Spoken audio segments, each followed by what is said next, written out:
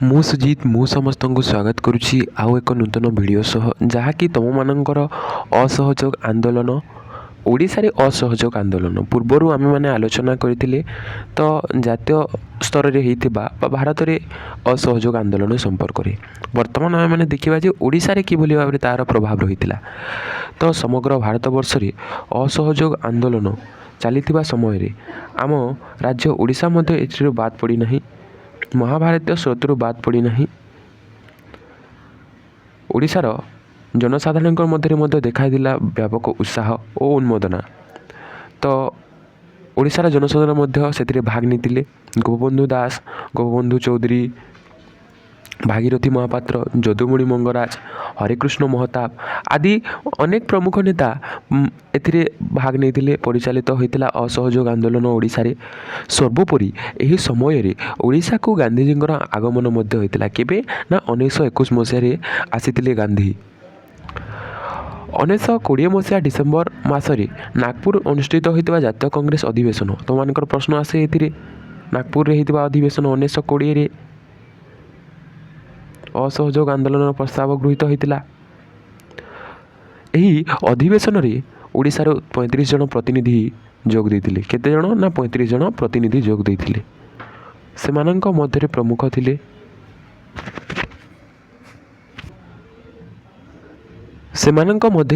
ଥିଲେ ପଣ୍ଡିତ ଗୋପବନ୍ଧୁ ଦାସ, ହରେକୃଷ୍ଣ ମହତାବ, ମୁକୁନ୍ଦ ପ୍ରସାଦ ଦାସ, ଜଗବନ୍ଧୁ ସିଂ, ଯଦୁମଣି ମଙ୍ଗରାଜ, ଭାଗୀରଥୀ ମହାପାତ୍ର ତଥା ନିରଞ୍ଜନ ପଟ୍ଟନାୟକ, ଚନ୍ଦ୍ରଶେଖର ବେହେରା, ଧରଣୀଧର ମିଶ୍ର।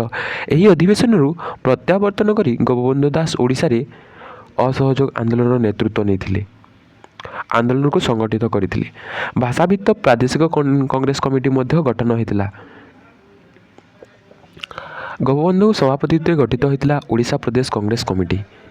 ତ ଏହି କମିଟିର ସଭାପତିତ୍ୱ କିଏ ନେଇଥିଲେ ନା ଏକରାମ ରସୁଲ ନେଇଥିଲେ। ତୁମମାନଙ୍କର ପ୍ରଶ୍ନ ଆସିଯିବ, କିଏ ସଭାପତିତ୍ୱ ନେଇଥିଲେ ନା ଏକରାମ ରସୁଲ ସଭାପତିତ୍ୱ ଗ୍ରହଣ କରିଥିଲେ।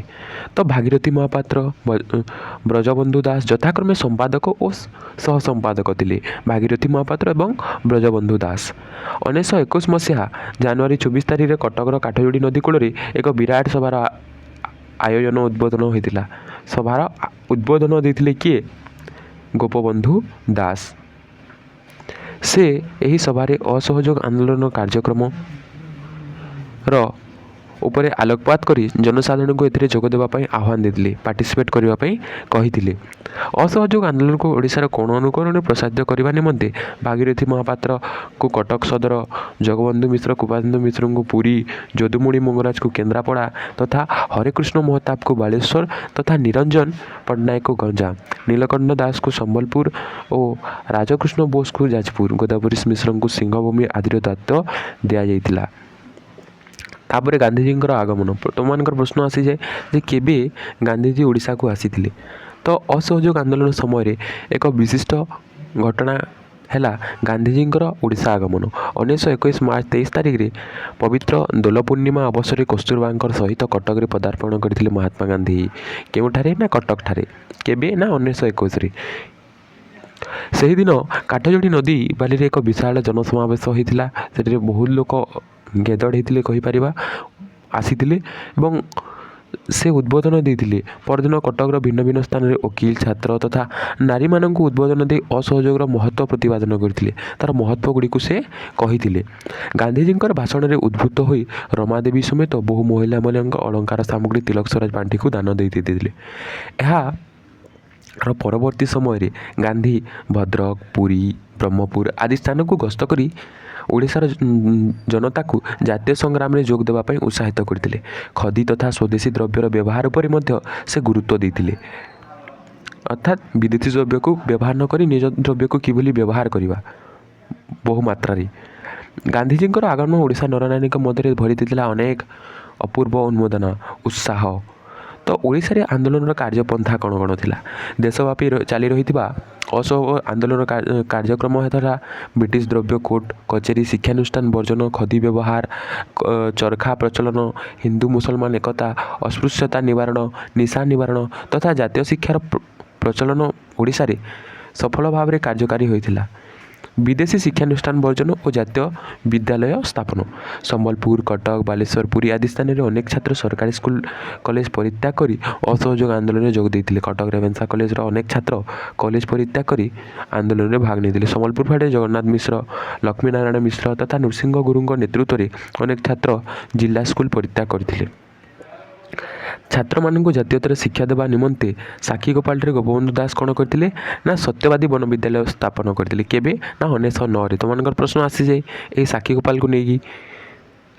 କଟକଠାରେ ସ୍ଥାପିତ ହୋଇଥିଲା ଉତ୍କଳ ସ୍ୱରାଜ ଶିକ୍ଷା ପରିଷଦ। ସମ୍ବଲପୁର, ବରହମପୁର, ଚକ୍ରଧରପୁର, ବାଲେଶ୍ୱର, ଭଦ୍ରକ, ଜଗତସିଂହପୁର, ସୋର ଆଦି ସ୍ଥାନମାନଙ୍କରେ ମୁଣ୍ଡ ଟେକି ଉଠିଥିଲା ଜାତୀୟ ବିଦ୍ୟାଳୟମାନ। ଏହିସବୁ ବିଦ୍ୟାଳୟରେ ସାଧାରଣ ଶିକ୍ଷା ସହିତ ସୂତାକଟା, ଲୁଗା ବୁଣିବା ଆଦି ଆତ୍ମନିର୍ଭରଶୀଳ ଶିକ୍ଷା, ଯାହାକୁ ଭୋକେସନାଲ ଏଜୁକେସନ୍ କହୁଛେ ଆମେ। କଂଗ୍ରେସ ଆଶ୍ରମ ପ୍ରତିଷ୍ଠା। ଅସହଯୋଗ ଆନ୍ଦୋଳନର କର୍ମୀମାନଙ୍କୁ ଆଶ୍ରୟ ଓ ପ୍ରଶିକ୍ଷଣ ଦେବା ଉଦ୍ଦେଶ୍ୟରେ କଟକ, ଜଗତସିଂହପୁର, ବାଲେଶ୍ୱର, ପୁରୀ, ସାକ୍ଷୀଗୋପାଳ, ସୋର ଆଦି ସ୍ଥାନମାନଙ୍କରେ ଆଶ୍ରମମାନ ପ୍ରତିଷ୍ଠା ହୋଇଯାଇଛି।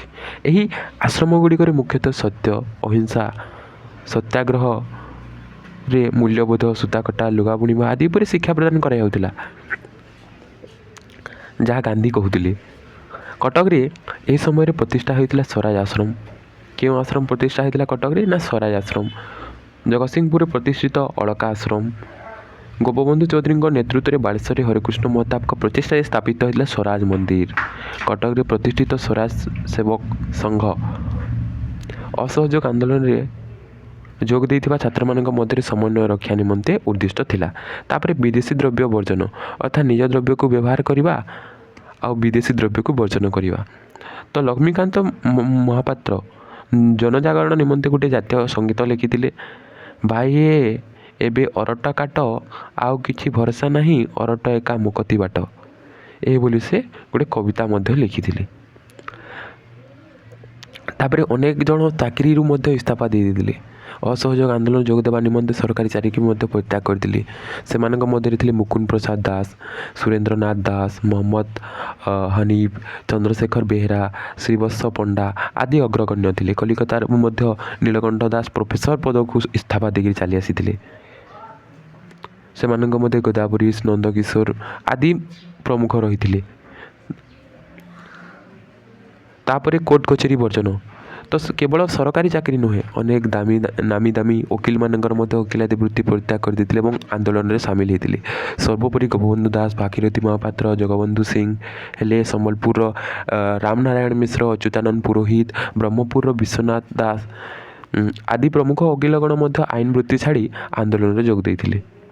ତାପରେ ଆସିଲା ନିଶା ନିବାରଣ। ତ ଅନେକ ଆନ୍ଦୋଳନକାରୀ ନିଶା ନିବାରଣ ନିମନ୍ତେ ମଧ୍ୟ ପ୍ରଯତ୍ନ କରିଥିଲେ। ମଦ ଦୋକାନଗୁଡ଼ିକ ସାମ୍ନାରେ ଶାନ୍ତିପୂର୍ଣ୍ଣ ବିକ୍ଷୋଭ କରିବା ସହିତ ଜନସାଧାରଣଙ୍କୁ ମଦ ତଥା ଅନ୍ୟାନ୍ୟ ନିଶାଦ୍ରବ୍ୟ ସେବନରୁ ନିବୃତ୍ତ କରିବା ପାଇଁ ପ୍ରୟାସ କରିଥିଲେ। ଅର୍ଥାତ୍ ସେମାନେ ନିଶାକୁ ପୁରାପୁରି ବ୍ୟାନ୍ କରିଦେଇଥିଲେ କହିପାରିବା ଆମେ। ମଦ ଦୋକାନ ଆଗରେ ସେମାନେ ବସି ରହୁଥିଲେ। ଏହି ସମୟରେ ଗାନ୍ଧୀଜୀଙ୍କର ନିଶା ନିବାରଣ କାର୍ଯ୍ୟକ୍ରମ ଓଡ଼ିଶାରେ ବିଶେଷ ସଫଳତା ଲାଭ କରିଥିଲା ବୋଲି କହିପାରିବା। ତ ହେଇଥିଲା ତ ଆଉ କ'ଣ।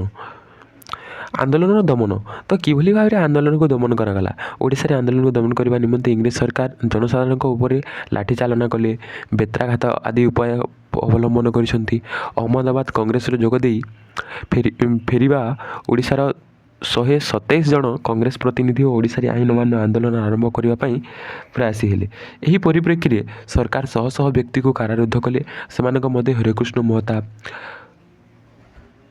ମଥୁରା ମୋହନ ବେହେରା, ବାଞ୍ଛନିଧି ମହାନ୍ତି, ବଳରାମ ଦାସ, ଦୈତାରୀ ସାହୁ ଆଦି ଉଲ୍ଲେଖଯୋଗ୍ୟ ଥିଲେ। ସମାଜପତ୍ରର ସତ୍ୟ ହେଲେ ସାଂଘାତିକ ସ୍ତରରେ ସରକାର ବିରୋଧୀ ଲେଖା ଗୋପବନ୍ଧୁଙ୍କୁ 1 ମାସ ଜେଲ୍ ଦଣ୍ଡ ହୋଇଥିଲା। ସ୍ୱରାଜ ସଂଘ ନାମକ ପ୍ରାଚୀନ ପତ୍ର ଛାପିଥିବାରୁ ସମ୍ବଲପୁରରେ ମିଶ୍ର ପ୍ରେସକୁ 25 ଟଙ୍କା ମଧ୍ୟ ଜରିମାନା ଦେବାକୁ ପଡ଼ିଥିଲା। ଇତିମଧ୍ୟରେ ଚୌରା ଘଟଣା ବ୍ୟତୀତ ଗାନ୍ଧୀଜୀ ଅସହଯୋଗ ଆନ୍ଦୋଳନକୁ ବନ୍ଦ କରିବାକୁ ସମୟକ୍ରମେ ଓଡ଼ିଶାରେ ମଧ୍ୟ ଏହି ଆନ୍ଦୋଳନ ପରିଲକ୍ଷିତ ହେବାର ଭଟ୍ଟାର ଧାରା ଦେଖିବାକୁ ମିଳିଲା। ତାପରେ କନିକା ମେଲି। ଅସହଯୋଗ ଆନ୍ଦୋଳନ ସମୟରେ ଅନ୍ୟ ଏକ ଉଲ୍ଲେଖନୀୟ ଘଟଣା ଥିଲା କନିକା ମେଲି ବା କନିକା ବିଦ୍ରୋହ। କନିକାର ରାଜା ରାଜେନ୍ଦ୍ର ନାରାୟଣ ଭଞ୍ଜଦେଓ ଥିଲେ ବ୍ରିଟିଶ ସରକାରଙ୍କ ପ୍ରିୟ ପାତ୍ର ଥିବା ପ୍ରବଳ ପ୍ରତାପୀ। ସେ ଭୂ ରାଜସ୍ୱ ବୃଦ୍ଧି କରି କୃଷକମାନଙ୍କ ଉପରେ ନାନା ପ୍ରକାର ଅତ୍ୟାଚାର କରୁଥିଲେ। କୃଷକମାନଙ୍କ ପ୍ରତି ଥିବା ଅନ୍ୟାୟ ଅତ୍ୟାଚାର ଅସହଯୋଗ ଆନ୍ଦୋଳନର ଦୃଷ୍ଟିଗୋଚର ହେଲା। ରାଜାଙ୍କୁ ସେମାନେ ଜନହିତୈଷୀ ପଦକ୍ଷେପ ନେବାକୁ ଅନୁରୋଧ କରିଥିଲେ ହେଁ ତାହା ଫଳଶ୍ରୁତ ହୋଇନଥିଲା, ଅର୍ଥାତ୍ ସେ ମାନିଲେ ନାହିଁ। ସେ ଜନହିତ କାର୍ଯ୍ୟ କଲେ ନାହିଁ। ଫଳତଃ କନିକାରେ ଦେଖାଦେଲା ପ୍ରଜା ବିଦ୍ରୋହ। କନିକା ମିଲି ନାମରେ ପରିଚିତ ଏହାକୁ ଦମନ କରିବା ନିମନ୍ତେ ଇଂରେଜ ସରକାରଙ୍କର ସାହାଯ୍ୟ ନେଇଥିଲେ ରାଜା। ଫଳସ୍ୱରୂପ ଗୁଳିଚାଳନା ଯୋଗୁଁ 2 ଜଣ ମୃତ୍ୟୁ କରିଥିବା ବେଳେ ଅନେକ ଆହତ ହେଲେ। କନିକା ଅତ୍ୟାଚାର ସମାଜ ଉତ୍କଳ ଦିବା ମାଧ୍ୟମରେ ଲୋକଲୋଚନକୁ ଆସିଥିଲା। ଲୋକମାନଙ୍କ ନିକଟକୁ ଆସିଥିଲା ଯେ ଏଭଳି ଘଟଣା ହେଇଛି ବୋଲି। ତେଣୁ କଂଗ୍ରେସ ନେତାମାନଙ୍କୁ କନିକାରେ ପ୍ରବେଶ କରିବାକୁ ଦିଆଗଲା ନାହିଁ। ଏଠାରେ ଆଇନ ମାନ କରିବା ଅଭିଯୋଗରେ ଗୋପବନ୍ଧୁ ଓ ଭାଗୀରଥୀ ମହାପାତ୍ରଙ୍କୁ ଗିରଫ କରାଯାଇ ହଜାରିବାଗ ଜେଲକୁ ପଠାଯାଇଥିଲା। ତ ସାମଗ୍ରିକ ଭାବରେ ଦେଖିବାକୁ ଗଲେ ଅସହଯୋଗ ଆନ୍ଦୋଳନର ବାର୍ତ୍ତା ଓଡ଼ିଶାର କୋଣ ଅନୁକୋଣରେ ପ୍ରସାରିତ ହୋଇଥିଲା। ମହାତ୍ମା ଗାନ୍ଧୀଙ୍କ ନେତୃତ୍ୱ ପ୍ରତି ପ୍ରକଟ କରିଥିଲା ପ୍ରବଳ ଜନସମର୍ଥନ। ତାଙ୍କ ଆଦର୍ଶ, ତାଙ୍କର ଆଇଡ଼ିଓଲୋଜି, ତାଙ୍କର ଦର୍ଶନ ଦ୍ୱାରା ଉଦ୍ବୁଦ୍ଧ ହୋଇ ଶହ ଶହ ନାରୀ ଏହି ଆନ୍ଦୋଳନରେ ଯୋଗ ଦେଇଥିଲେ। ଓଡ଼ିଶା ଇତିହାସରେ ଏହା ଥିଲା ଏକ ଅଭୂତପୂର୍ବ ଘଟଣା। ପ୍ରଫେସର ହରବଂଶ ମୁଖିଆଙ୍କ ଭାଷାରେ ଗାନ୍ଧୀଜୀ ସ୍ୱାଧୀନତା ସଂଗ୍ରାମକୁ ଲୋକାଭିମୁଖୀ କରାଇ ଏହା ଏକ ରୂପ ପରିବର୍ତ୍ତନ କରିଦେଇଥିଲେ। ସେଥିସହିତ ଏଥିରେ ନୈତିକତା, ନୀତିନିଷ୍ଠତା ବୀଜ ବପନ କରି ବ୍ରିଟିଶ ଶାସନର ନୀତିହୀନତା ଓ ଅର୍ଥନୈତିକ ଉପରେ ଆଲୋକପାତ କରିଥିଲେ। ତ ଏହା ଥିଲା ତୁମମାନଙ୍କର ଓଡ଼ିଶାରେ ଅସହଯୋଗ ଆନ୍ଦୋଳନ। ପୁଣି ଦେଖା ହେବା ଆଇନ ଅମାନ୍ୟ ଆନ୍ଦୋଳନ ତଥା ଭାରତ ଛାଡ଼ ଆନ୍ଦୋଳନ ଭିଡ଼ିଓରେ। ସେ ପର୍ଯ୍ୟନ୍ତ ମୋତେ ବିଦାୟ ଦିଅନ୍ତୁ। ରହିଲି, ନମସ୍କାର। ଜୟ ହିନ୍ଦ, ବନ୍ଦେ ମାତରମ୍, ବନ୍ଦେ ଉତ୍କଳ ଜନନୀ।